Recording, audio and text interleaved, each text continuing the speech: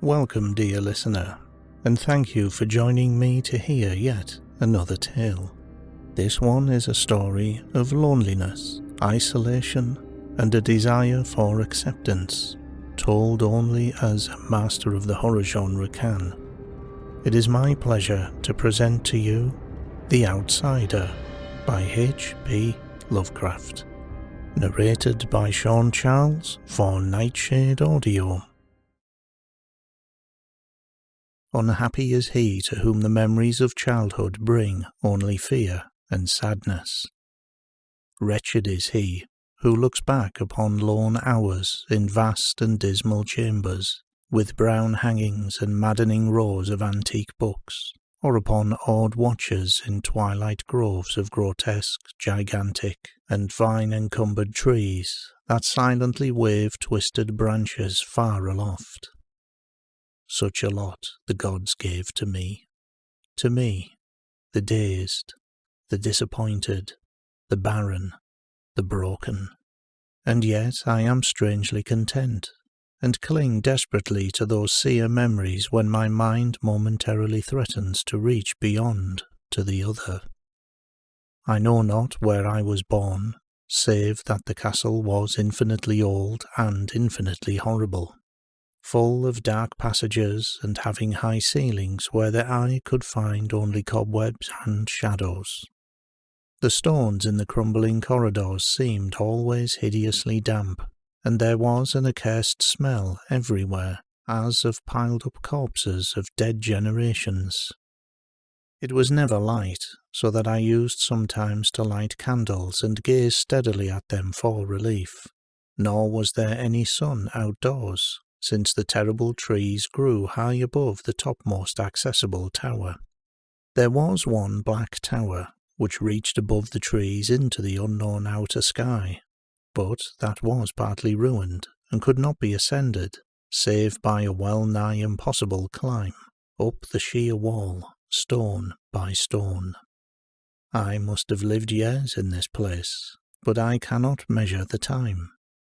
Beings must have cared for my needs, yet I cannot recall any person except myself, or anything alive but the noiseless rats and bats and spiders. I think that whoever nursed me must have been shockingly aged, since my first conception of a living person was that of something mockingly like myself, yet distorted, shriveled and decaying like the castle. To me there was nothing grotesque in the bones and skeletons that strewed some of the stone crypts deep down among the foundations. I fantastically associated these things with everyday events, and thought them more natural than the coloured pictures of living beings which I found in many of the mouldy books. From such books I learned all that I know. No teacher urged or guided me, and I do not recall hearing any human voice in all those years, not even my own. For although I had read of speech, I had never thought to try to speak aloud. My aspect was a matter equally unthought of, for there were no mirrors in the castle, and I merely regarded myself by instinct as akin to the youthful figures I saw drawn and painted in the books. I felt conscious of youth because I remembered so little. Outside, across the putrid moat and under the dark mute trees, I would often lie and dream for hours about what I read in the books, and would longingly picture myself amidst gay crowds in the sunny world beyond the endless forest. Once I tried to escape from the forest, but as I went farther from the castle, the shade grew denser, and the air more filled with brooding fear, so that I ran frantically back lest I lose my way in a labyrinth of nighted silence. So through endless twilights I dreamed and waited, though I knew not what I waited for. Then in the shadowy solitude my longing for light grew so frantic that I could rest no more, and I lifted entreating hands to the single black ruined tower that reached above the forest into the unknown outer sky. And at last I resolved to scale that tower, fall though I might, since it were better to glimpse the sky and perish than to live without ever beholding day.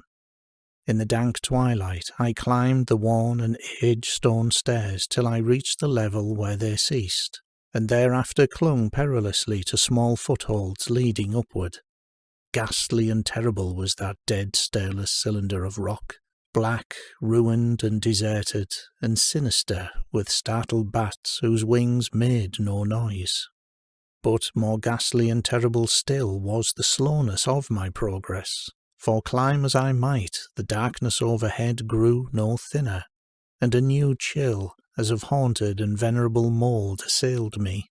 I shivered as I wondered why I did not reach the light, and would have looked down had I dared.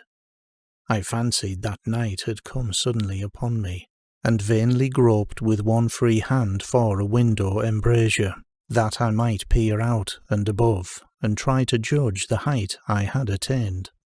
All at once, after an infinity of awesome sightless crawling up that concave and desperate precipice, I felt my head touch a solid thing, and I knew I must have gained the roof, or at least some kind of floor. In the darkness I raised my free hand and tested the barrier, finding it stone and immovable. Then came a deadly circuit of the tower, clinging to whatever holds the slimy wall could give, till finally my testing hand found the barrier yielding, and I turned upward again, pushing the slab or door with my head as I used both hands in my fearful ascent. There was no light revealed above, and as my hands went higher, I knew that my climb was for the nonce ended. Since the slab was the trapdoor of an aperture leading to a level stone surface of greater circumference than the lower tower, no doubt the floor of some lofty and capacious observation chamber, I crawled through carefully and tried to prevent the heavy slab from falling back into place, but failed in the latter attempt. As I lay exhausted on the stone floor, I heard the eerie echoes of its fall, but hoped when necessary to pry it open again.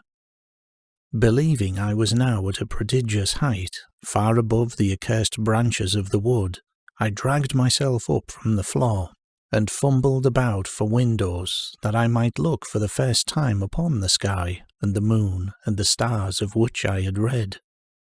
But on every hand I was disappointed, since all that I found were vast shelves of marble, bearing odious oblong boxes of disturbing size. More and more I reflected, and wondered what hoary secrets might abide in this high apartment, so many aeons cut off from the castle below. Then, unexpectedly, my hands came upon a doorway, where hung a portal of stone, rough with strange chiselling. Trying it, I found it locked, but with a supreme burst of strength I overcame all obstacles and dragged it open inward. As I did so, there came to me the purest ecstasy I have ever known, for shining tranquilly through the ornate grating of iron and down a short stone passageway of steps that ascended from the newly found doorway was the radiant full moon, which I had never before seen save in dreams and in visions I dared not call memories. Fancying now that I had attained the very pinnacle of the castle, I commenced to rush up the few steps beyond the door, but the sudden veiling of the moon by a cloud caused me to stumble, and I felt my way more slowly in the dark. It was still very dark when I reached the grating, which I tried carefully and found unlocked, but which I did not open for fear of falling from the amazing height to which I had climbed. Then the moon came out.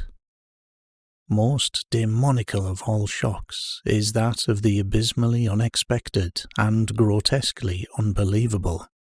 Nothing I had before undergone could compare in terror with what I now saw, with the bizarre marvels that sight implied. The sight itself was as simple as it was stupefying, for it was merely this.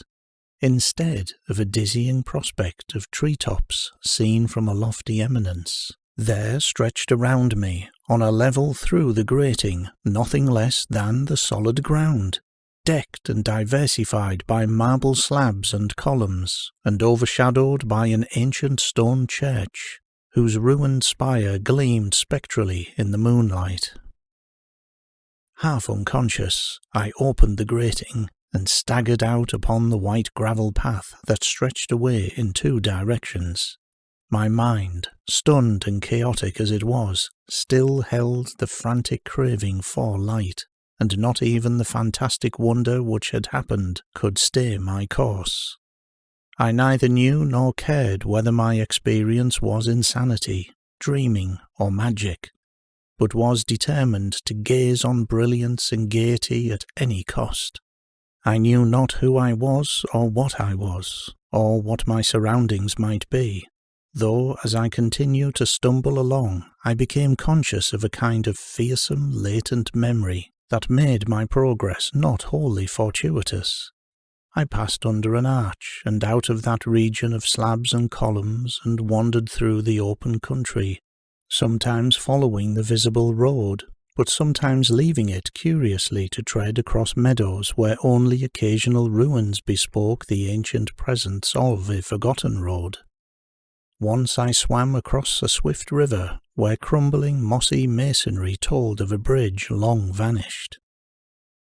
Over 2 hours must have passed before I reached what seemed to be my goal, a venerable ivied castle in a thickly wooded park, maddeningly familiar, yet full of perplexing strangeness to me. I saw that the moat was filled in, and that some of the well-known towers were demolished, whilst new wings existed to confuse the beholder. But what I observed with chief interest and delight were the open windows, gorgeously ablaze with light and sending forth sound of the gayest revelry. Advancing to one of these, I looked in and saw an oddly dressed company, indeed making merry and speaking brightly to one another. I had never seemingly heard human speech before, and could guess only vaguely what was said. Some of the faces seemed to hold expressions that brought up incredibly remote recollections. Others were utterly alien. I now stepped through the low window into the brilliantly lighted room, stepping as I did so from my single bright moment of hope to my blackest convulsion of despair and realization. The nightmare was quick to come, for as I entered there occurred immediately one of the most terrifying demonstrations I had ever conceived. Scarcely had I crossed the sill when there descended upon the whole company a sudden and unheralded fear of hideous intensity, distorting every face and evoking the most horrible screams from nearly every throat. Flight was universal, and in the clamour and panic several fell in a swoon and were dragged away by their madly fleeing companions. Many covered their eyes with their hands and plunged blindly and awkwardly in their race to escape, overturning furniture and stumbling against the walls before they managed to reach one of the many doors. The cries were shocking, and as I stood in the brilliant apartment alone and dazed, listening to their vanishing echoes, I trembled at the thought of what might be lurking near me unseen. At a casual inspection, the room seemed deserted, but when I moved toward one of the alcoves, I thought I detected a presence there, a hint of motion beyond the golden arched doorway leading to another and somewhat similar room.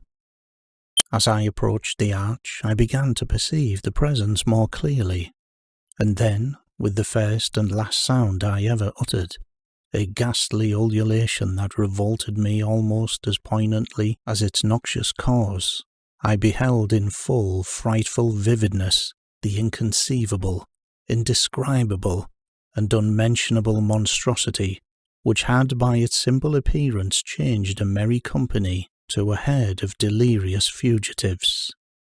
I cannot even hint what it was like, for it was a compound of all that is unclean, uncanny, unwelcome, abnormal, and detestable. It was the ghoulish shade of decay, antiquity, and desolation, the putrid, dripping eidolon of unwholesome revelation, the awful bearing of that which the merciful earth should always hide.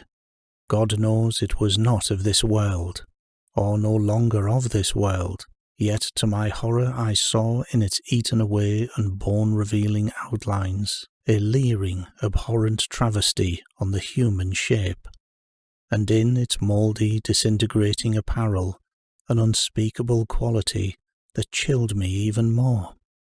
I was almost paralyzed, but not too much so to make a feeble effort toward flight. A backward stumble which failed to break the spell in which the nameless, voiceless monster held me. My eyes, bewitched by the glassy orbs which stared loathsomely into them, refused to close, though they were mercifully blurred, and shewed the terrible object but indistinctly after the first shock. I tried to raise my hand to shut out the sight, yet so stunned were my nerves that my arm could not fully obey my will. The attempt, however, was enough to disturb my balance, so that I had to stagger forward several steps to avoid falling. As I did so, I became suddenly and agonizingly aware of the nearness of the carrion thing, whose hideous hollow breathing I half fancied I could hear. Nearly mad, I found myself yet able to throw out a hand to ward off the fetid apparition which pressed so close, when in one cataclysmic second of cosmic nightmarishness and hellish accident, my fingers touched the rotting, outstretched paw of the monster beneath the golden arch.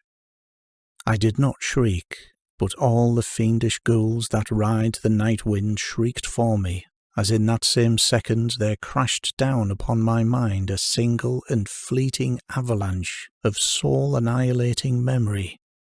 I knew in that second all that had been. I remembered beyond the frightful castle and the trees, and recognized the altered edifice in which I now stood. I recognized, most terrible of all, the unholy abomination that stood leering before me as I withdrew my sullied fingers from its own. But in the cosmos there is balm as well as bitterness, and that balm is nepenthe. In the supreme horror of that second I forgot what had horrified me, and the burst of black memory vanished in a chaos of echoing images. In a dream I fled from that haunted and accursed pile and ran swiftly and silently in the moonlight.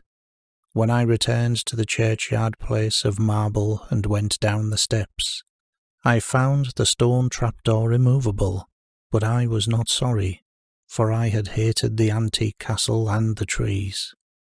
Now I ride with the mocking and friendly ghouls on the night wind, and play by day amongst the catacombs of Nephron-Ka in the sealed and unknown valley of Hadoth by the Nile. I know that light is not for me, save that of the moon over the rock tombs of Neb, nor any gaiety save the unnamed feasts of Nicaris beneath the Great Pyramid. Yet in my new wildness and freedom I almost welcome the bitterness of alienage. For although nepenthe has calmed me, I know always that I am an outsider, a stranger in this century and among those who are still men. This I have known ever since I stretched out my fingers to the abomination within that great gilded frame, stretched out my fingers and touched the cold and unyielding surface of polished glass.